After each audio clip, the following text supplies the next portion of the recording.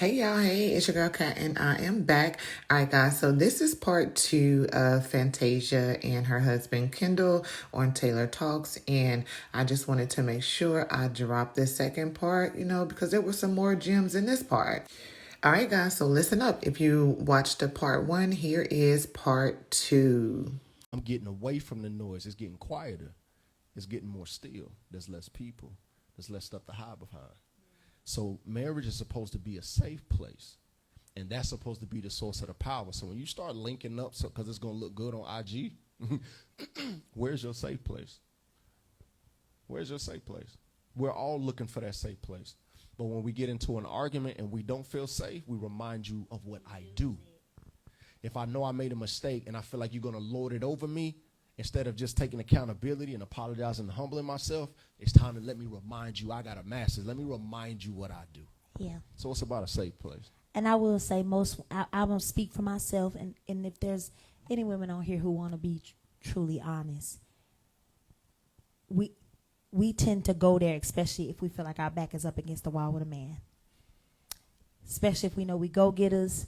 Before I met you, I held my stuff down, took care of my own children, right? And we're not just talking about celebrities. We're talking about everybody, the round the way, because I look at myself as the round the way girl. I don't really look at myself like that. You know what I'm saying? I'm from High Point, North Carolina. I can get out and kick it with all my homegirls. I'm talking about doctors, dentists, lawyers, nurses, nail techs, hairstylists, makeup artists, my girl that make Crocs, all of us, when you start to do your thing and you start to ride, and we meet some men, it can be very intimidating. The first spat you get in, we gon' suit up, right? And it's not right, but it's our safe place. Until we find somebody that does not make us feel like, we gotta, what King used to say to me when we first met, he used to say, I act like a man sometimes, but I was the only girl. I was raised with 3 brothers. I saw how dudes could play. So you couldn't play me. And if if you came in, I'm gonna come out. But that is something that we gotta learn how to not use and fall back, but it has to feel safe. It's got to be consistent, because if a woman, I can think about you. Does that make sense? You get what I'm saying? Absolutely. I'm great piggyback. I can think about like you. I can think about my mother. The dynamic of intimacy, community, relationship, family, it has an original design. The man was supposed to take a certain part of that responsibility and shoulder that, and the woman was supposed to take her part. The man is the disciplinary, structure, vision. The woman is the nurturer, the killer, the glue, the love. So when a man is absent, hence salute first. When a man is absent, the woman has no choice but to do her best to fill that void. Right. She don't want to carry that, because that diminishes and drains the true essence of her unique giftings and abilities. So with that safe space, she's also looking for a certain level of consistency.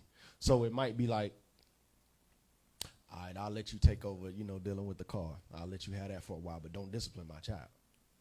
Ooh. Okay, we move forward, because I'm testing your consistency. I owe it to myself. Then after a while, it's like, okay, you can start making more of the business decisions, right? But don't discipline my child. That's a sacred place. But when a woman feels like you truly have her best interest at heart, that you can deal with her good, her bad, and her ugly, that you can also leave your crown at the door and no crowns in the crib. Now I will let you have every part of me, which is my child, which is my heart, which is, what I pray about, what my dreams about.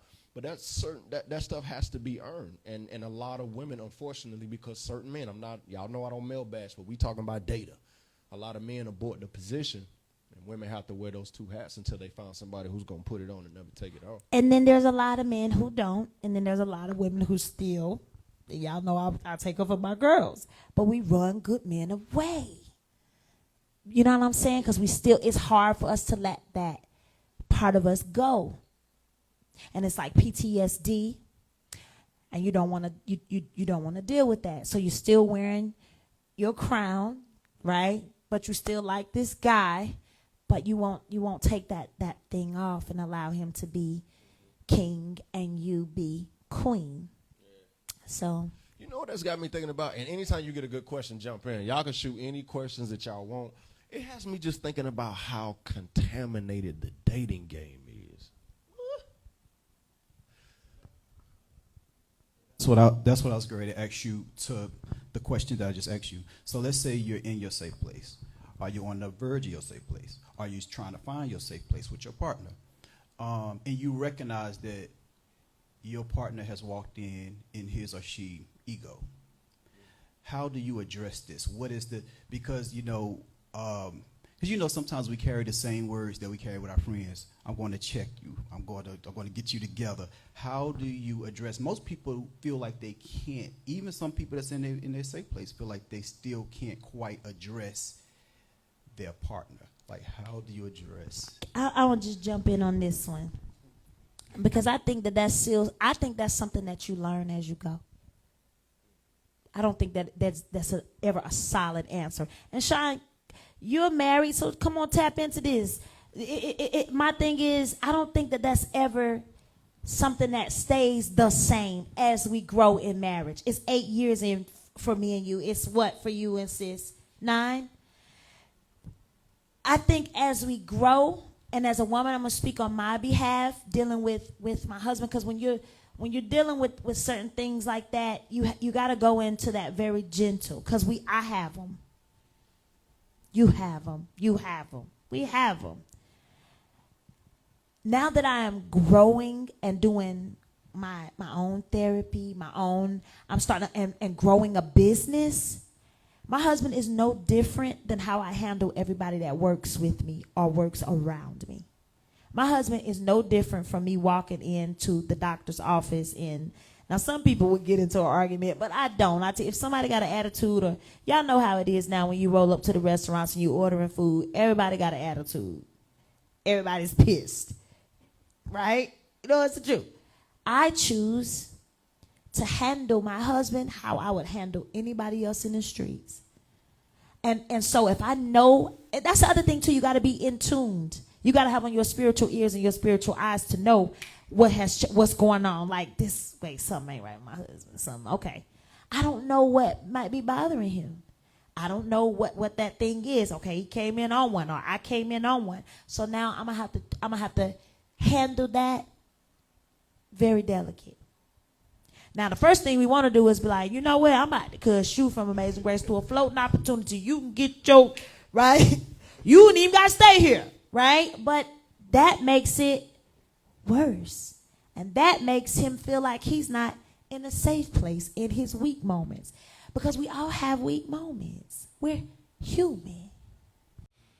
Woo! All right, guys. So as you all just heard, that was some good knowledge for anyone that is in a relationship, anyone that's in a marriage.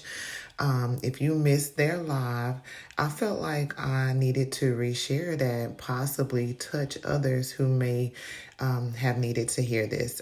Sorry, I did not have the full live. I was actually at the grocery store trying to get my dinner for my family. And to cook. So yeah, sorry guys, I was not able to get the full live and finish it, but I at least caught those parts and I definitely wanted to share them. Anyway, guys, let me know what you think down in the comments below. What are your thoughts on what was said? Or if you have any opinions on what was said, okay? Or any questions, we can talk about it. But please do not forget to like and subscribe to my videos and hit the notification bell so that you'll be notified the very next time I drop them. All right, guys, stay blessed. Peace.